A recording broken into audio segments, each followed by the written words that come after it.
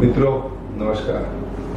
આજે મને ગૌરવ થાય છે કે સાકરચંદ પટેલ યુનિવર્સિટીએ તેની સ્થાપનાના 10 વર્ષ પૂર્ણ કર્યા છે। મહેસાણા અને વિસનગરની સમગ્ર પ્રજા માટે આ ખૂબ ગૌરવભરી બાબત છે અને આ માટે હું તમામને ખૂબ ખૂબ અભિનંદન પાઠવું છું। 2016 થી લઈને આ સંસ્થાએ કરેલી શરૂઆત એ માત્ર એક સમયની આ ઉજવણી નથી, પરંતુ આ સંસ્થાએ આ 10 વર્ષ દરમિયાન એના પોતાના અનેક પ્રકારની સિદ્ધિઓ અને એની અંદર અનેક પ્રકારના સેવા અને આરોગ્યને લઈને કરેલી પ્રવૃત્તિનું પરિણામ છે।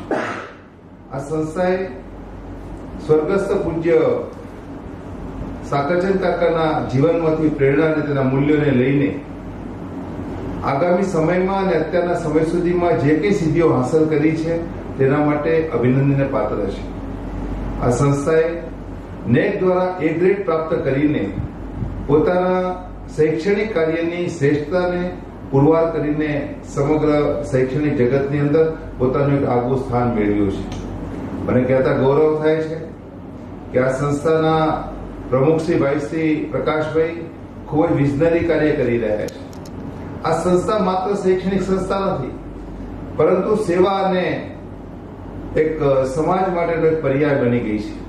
સમાજના વિકાસ કાર્યો સાથે એની ભાગીદારી રહી છે।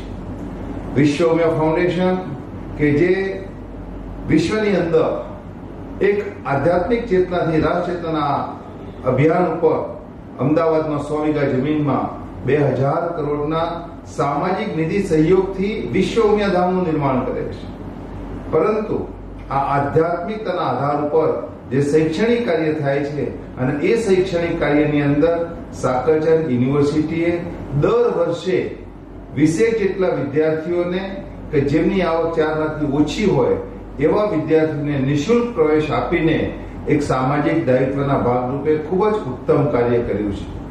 આ પ્રકારની એક યુનિવર્સિટી કે જેણે શિક્ષણને વ્યવસાય તરીકે નહીં પણ સમાજની સેવા અને સમાજના વિકાસના એક પ્રકલ્પ તરીકે જે કાર્ય કરી રહી છે, એ સંસ્થાના તમામ સ્ટાફ મિત્રો, એના તમામ પ્રભાવશાળી વિદ્યાર્થીઓ અને એના વિઝનરી નેતૃત્વને ફરીથી હું ખૂબ ખૂબ અભિનંદન પાઠવું છું અને આવનારા સમયની અંદર ખૂબ સારી રીતે આ સંસ્થા વિકાસ પામે એ માટે તેમને મારી ખૂબ ખૂબ શુભેચ્છાઓ પાઠવું છું। જય હિન્દ, જય ભારત।